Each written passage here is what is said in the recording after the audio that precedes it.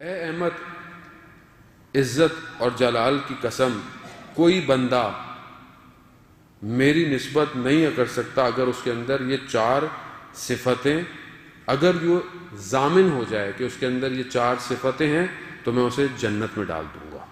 چار صفتیں، میں زیادہ آپ کو مزاحم نہیں ہوتا، یہ چار صفتیں ہمارے اپنی کوشش کریں کہ ہم اپنے اندر ان کو پیدا کریں۔ پہلی کیا ہے کہ اپنی زبان سے کوئی بیہودہ بات، کوئی ایسی بات کہ جس کا فائدہ نہ ہو، نہیں ادا کرے گا۔ ہم اپنی زبان سے کوئی ایسی بات کہ جس کا فائدہ نہ ہو، بولے مولانا صاحب آسان، بہت سخت ہے، ہم اتنی باتیں ایسی کہہ جاتے ہیں، کتنے لوگوں کے ہم مذاق کر کر دلوں کو دکھا دیتے ہیں۔ اگر ہم ضامن ہو جائیں اپنی زبان وہ اعضا ہے بدن کا، ٹائم نہیں ہے کہ جس سے سب سے زیادہ گناہ ہوتا ہے، یہی زبان روز قیامت میں ہمارے لیے جہنم کی آگ بن جائے گی۔ اس زبان سے ہم کیا کیا غیبت، تہمت، دل شکنی، جھوٹ، پتہ نہیں کیا۔ اگر میرا بندہ اس بات کی ضمانت دے دے کہ وہ اس سے کوئی ایسی بات نہیں کرے گا، میں اسے جنت میں بھیج دوں گا۔ دوسری چیز، اگر اپنے دل میں وسوسے اور شیطان کی جو واردات ہوتی ہے اس سے اپنے دل کو اگر بچا لے تو میں ضمانت دیتا ہوں اس کو۔ وسوسے اور شیطانی چیزوں کو ہم کیسے روکیں عزیزان؟ بس میں ساتھ ساتھ آپ کو حل بھی دیتا جاؤں کہ وسوسوں کو روک نہیں سکتے، عرفاء کہتے ہیں وسوسے آئیں گے، لیکن برے وسوسوں کو آپ اچھے وسوسوں میں تبدیل کر سکتے ہیں۔ وہ کیسے؟ کہ دن میں جو چیزیں آپ دیکھتے ہیں وہ آپ کے کمپیوٹر میں سیو ہو رہی ہوتی ہیں، وہی پھر وسوسوں کی طرح آپ کے لیے فیومز کریٹ کرتے ہیں۔ اگر ہم اچھی چیزیں دیکھیں، دعا دیکھ لی، قرآن دیکھ لی، خانہ کعبہ کی تصویر دیکھ لی، حرم دیکھ لیا، اس طرح کی چیزیں اور اچھی چیزیں دیکھتے رہیں گے تو پھر ہمارے خیالات کیا ہوں گے؟ اچھے ہوں گے۔ لیکن اگر ہم خدا نخواستہ ہر چیز دیکھ رہے ہیں جو روڈ پر ہے، جو ٹی وی میں آ رہی ہے، تو پھر ہم اللہ اکبر بھی کریں گے تو کچھ نہیں ہو پائے گا۔ تو اپنے وسوسوں کو اچھا کریں، شیطانی چیزوں سے دور کریں۔ تیسری چیز کہتے ہیں کہ میرے بندے کو یہ توجہ ہونی چاہیے کہ میں یعنی اللہ اس کے حال سے واقف ہوں۔ یعنی آیت اللہ عظمہ بہجت فرماتے ہیں، کیا فرماتے ہیں کہ اگر بندے کو یہ احساس ہو جائے کہ اس کا پروردگار اسے دیکھ رہا ہے، کبھی گناہ نہیں کرے گا، یہ احساس ہو جائے، پروردگار بھی کہہ رہا ہے کہ مجھے اس کی ضمانت دے دو کہ تم ہر وقت متوجہ رہو کہ میں تمہیں دیکھ رہا ہوں۔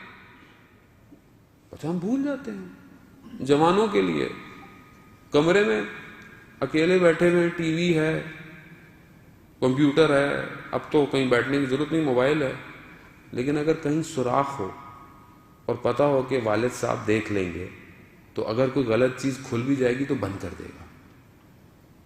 کیوں؟ کیونکہ ابا کا ڈر ہے یا کسی اور کا ڈر ہے۔ مگر وہ جس کے کیمرے ہر وقت لگے ہوئے ہیں، ہر وقت دیکھ رہا ہے، میں نہیں، قرآن سورہ توبہ آیت نمبر 105، اے رسول ان سے کہہ دو عمل کیے چلے جائیں، اللہ، رسول، مومنین کی جماعت دیکھ رہے ہیں، دیکھ رہے ہیں۔ میری طرح نہیں ہے کہ میں کوئی اٹھے گا تو دیکھوں گا، اندر آپ نے ارادہ کیا، وہ دیکھ رہے ہیں۔ آیت اللہ بہودینی رضوان اللہ تعالیٰ علیہ کہ آپ کی صلوات ان کے درجات میں اضافہ کر، اللہم صلی علی محمد وآل محمد۔ ان کا شاگرد کہتا ہے کہ میں درس پہ جا رہا تھا، باہر نکلا، بارش کا پانی سڑک پہ تھا، ایک گاڑی گزری، پانی کی چھینٹیں میرے لباس پر آ گئی، وہ گزر گیا، میں نے اسے برا بھلا بولا، گھر گیا، کپڑے چینج کیے، واپس آیا، کہتے جب میں درس میں پہنچا تو کوئی اور نہیں تھا، میں اور دیکھا استاد جو ہیں وہ لکھ رہے ہیں، انہوں نے سر نہیں اٹھایا، مگر کہا کہ اگر اس گاڑی والے نے کوئی کام غلط کیا تھا تو تم نے کیوں غلط کیا؟ وہ کہہ رہا وہاں کوئی کھڑا ہوا نہیں تھا، مومنین کی جماعت دیکھ رہی ہے، دیکھ رہے ہیں۔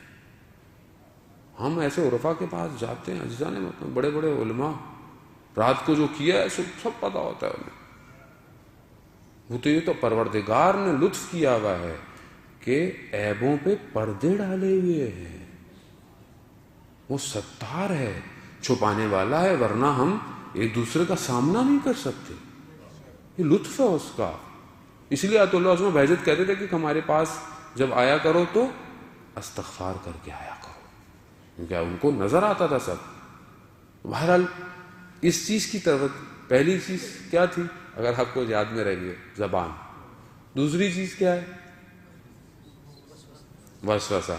تیسری چیز خدا دیکھ رہا ہے، میں اس وقت متوجہ رہوں۔ چوتھی چیز اور آخری چیز کہ اگر انسان یہ ہر وقت توجہ رکھے اور بھوکا اور اپنے آنکھوں کے نور کو بچا رکھے، یعنی بھوکا رکھے، توجہ کرے کہ اپنے آپ کو، یعنی بھوکا اس میں خدا نہ خواستہ مراد نہ سمجھیے گا آپ لوگ کھانا کھانا چھوڑ دیں، یعنی ظاہر ہے کہ ہم ایک حد تک نہ کہ یہاں تک جب دعوت میں جاتے ہیں اب پانی پینے کی ہمت نہیں ہے، اب اندر کچھ اتر نہیں رہا۔